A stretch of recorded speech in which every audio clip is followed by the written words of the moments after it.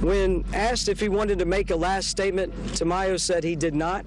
Stanley Tukey Williams in 2005, notorious leader of the Crips gangs, one of the last men to be executed in California.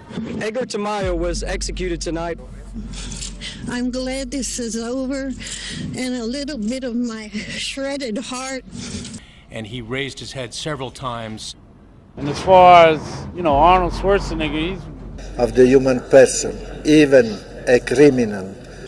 And this is a very private matter, and it's unfortunate this has become a political event. Number 6. Stanley Tukey Williams. Gang life is the raison d'etre for certain kind of men. It is the nucleus which justifies the most heinous of actions carried out in the name of dubious affiliations, yet it transcends blood and community.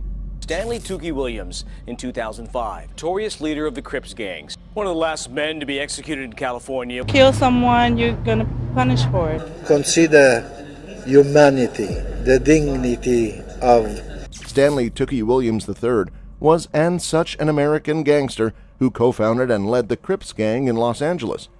He and Raymond Washington formed an alliance in 1971 that established the Crips as Los Angeles' first major African-American street gang. They had some trouble with the second IV, which was in the left arm. worrying about his political aspect of it. a sad thing again, because we know that death penalty. It may have been 10 minutes. There was just an awful lot of sticking needles and taping things down. During the 1970s, Williams was the de facto leader of the Crips and the prominent head honcho in South Los Angeles. The prosecution stated that Williams met with a man identified in court documents only as Daryl late on Tuesday evening, February 28, 1979. Who is this guy? What did he do? King of the Crips? Really? I didn't know that. Nobody knew him. Doesn't resolve anything. He looked exasperated at the length of the process of He might have lost a lot of votes from the black community now. Williams introduced Daryl to friends of his, Alfred Blackie Coward, and to Bernard Whitey Trudeau. They drove vehicles which exited the freeway at California State Route 72. The first incident occurred at the 7-Eleven market located at 10437 Whittier Boulevard in Whittier. The store clerk, 26-year-old Albert Lewis Owens, was sweeping the store's parking lot at 7:42 p.m. when Daryl and Sims entered the 7-Eleven. and he raised his head several times. And as far as, Arnold Schwarzenegger, he's Of the human person, even a criminal. Store clerk Owens followed them. Williams walked behind Owens, shot at a security monitor, and then slew Owens, shooting him twice in the back at point-blank range.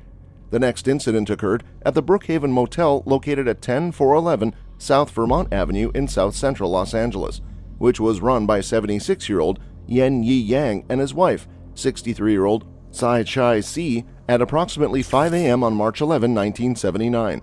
Williams entered the Brookhaven Motel lobby and then broke down the door that led to the private office. Inside the office, Williams shot Yen Yi, Tsai Shai, and Yu Chin. All would pass away due to the injuries they sustained. He then emptied the cash register and fled the scene. She was looking just straight at Williams the entire time, did not move. I think, as far as if he's worrying about votes, I think That penalty is the negation of human dignity. Williams was convicted in 1981 of all 4 slayings with aggravated circumstances on each count in the case of the Brookhaven event, for which he was sentenced to demise. Number 5. Robert Lee Thompson. Court documents indicate the robbery was to have been a final stick-up in a series committed by Thompson and Butler, but it turned lethal.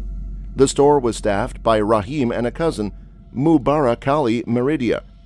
In an interview, Thompson said he had harbored resentment against merchants he considered exploitative of blacks. Thompson approached Meridia at the checkout counter, pulled a pistol, and demanded money. As the clerk opened the register, Thompson shot him 4 times. He then spotted Rahim at the store's rear and fired 2 shots in his direction. Then, trial records indicate, Thompson aimed his firearm at Meridia's neck and pulled the trigger a 5th time. Out of ammunition, the firearm failed to fire. Thompson then whipped the clerk and beat him over the head with the cash tray. As the robbers fled, Thompson at the getaway car's wheel, Butler in the passenger seat, Rahim charged into the parking lot. Butler fired 2 shots, slaying him. Number 4. Edgar Tamayo Arias. Edgar Tamayo Arias had much to offer the world, and it wasn't anything good. On January 31, 1994, Tamayo shot Gaddis outside of the Topaz nightclub in southwest Houston. While in the back of a police cruiser and fired multiple rounds, Tamayo pulled a pistol of Houston police officer Guy Gaddis, 1994 murder killing Officer Gaddis. Gaddis apprehended Tamayo, who had robbed another person, after the robbery victim contacted Gaddis and told him that Tamayo and an accomplice were the perpetrators. However, Tamayo had hidden a weapon and used it to slay Gaddis. During the arrest, police did not inform Tamayo that he could contact the Mexican consulate. 10 days before the trial began, the Mexican government was notified of the case, which is why it turned into a diplomatic circus. And this is a very private matter, and it's unfortunate this has become a political event to try to change the locks of the Supreme Court. But we're here to remind the public who the true victim is in this crime. Just know that it's very difficult for both families, and turn the keys over to the international community. Numerous appeals followed, but no dice. Ultimately, Tamayo was executed by lethal injection at Huntsville Unit in Huntsville, Texas. He was 46 at the time of his death. When asked if he wanted to make a last statement, Tamayo said he did not. Edgar Tamayo was executed tonight. I'm glad this is over, and a little bit of my shredded heart. Number 3. Luis Ramirez. Luis Alberto Ramirez and Armendariz Jose Roberto went out with co-defendants Luis Menchaca and Diana Estrada just after midnight August 27, 2007, and came across rival gang member Oscar Manuel Martinez, then 24, a rival, and his girlfriend, Michelle Nicole Miller, in Garden Grove. Ramirez opened fire on both after Martinez allegedly insulted them, slaying them on the spot. Ramirez, 19, and Armendariz, 20, were convicted September 27 of first and second-degree slayings with sentencing enhancements for using guns and gang activity. Orange County Superior Court Judge William Froberg sentenced Ramirez to life in prison without the possibility of parole, and Armendariz was sentenced to 90 years to life in prison. Number 2. Alejandro Enrique Ramirez Umaña. Alejandro Umaña was deeply entrenched in the Mara Salvatrucha, commonly known as MS-13, an international criminal gang that originated in Los Angeles, California in the 1970s and 1980s.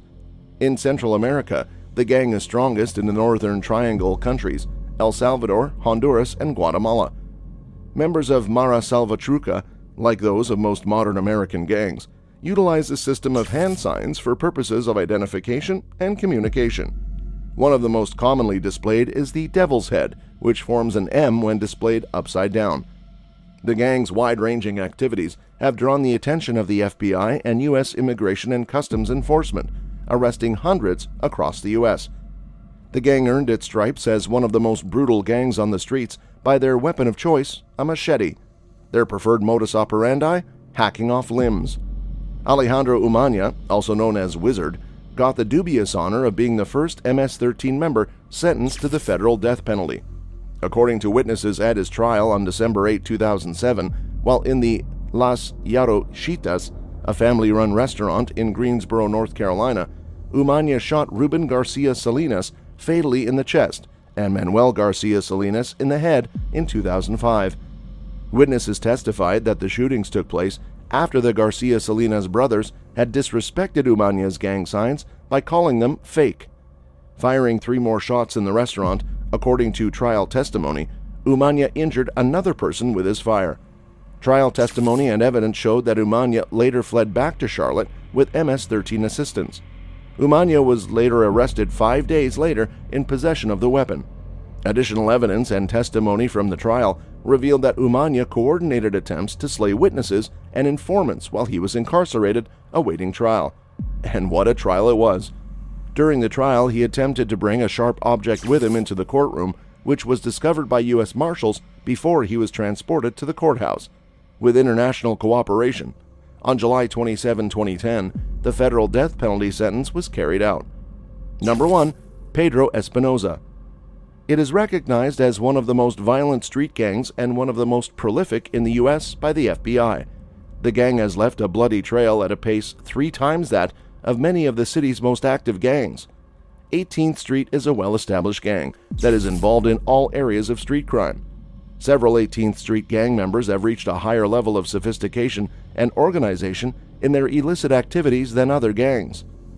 Pedro Espinoza, born 1989, was a member of this gang and was residing in the U.S. illegally. He had previously been arrested in November 2007 on various charges and attack on a police officer, but he was given a 4-month early release from jail on March 1, 2008. The same evening, Jamil Shaw was returning home from the Beverly Center. He was walking from the bus stop when his father, Jamil Sr., called him on his phone. Shaw answered the phone and told him he was nearby. He was only 3 blocks away from the safety of his home when, at about 8:40 p.m., 2 Hispanic men jumped out of a white car, confronted Shaw, and asked him what gang he belonged to. When he did not answer quickly enough, they shot him. Shaw's father heard the gunshots, ran outside, and stayed by his son until medical personnel arrived. Shaw was taken to a hospital where he was pronounced deceased at 9:55 p.m. Shaw was first shot in the stomach, causing him to fall to the ground. While he was on the ground with his hands over his head, he was shot through his hands, with the projectile traveling into his face. Within an hour of Shaw's slaying, Espinoza was found in a park by a Culver City police officer, unaware of the shooting. Because the park was closed, he was told to leave. The officer wrote down the license plate number of his vehicle and later shared it with the Los Angeles Police Department. Espinoza was later arrested. He was formally charged accordingly. He was convicted on May 9, 2012. The guilty verdict also included special circumstances which made Espinoza eligible for the death penalty. On May 23, 2012, the jury sentenced Espinoza to death. That's all we have for you, folks. Join us next time.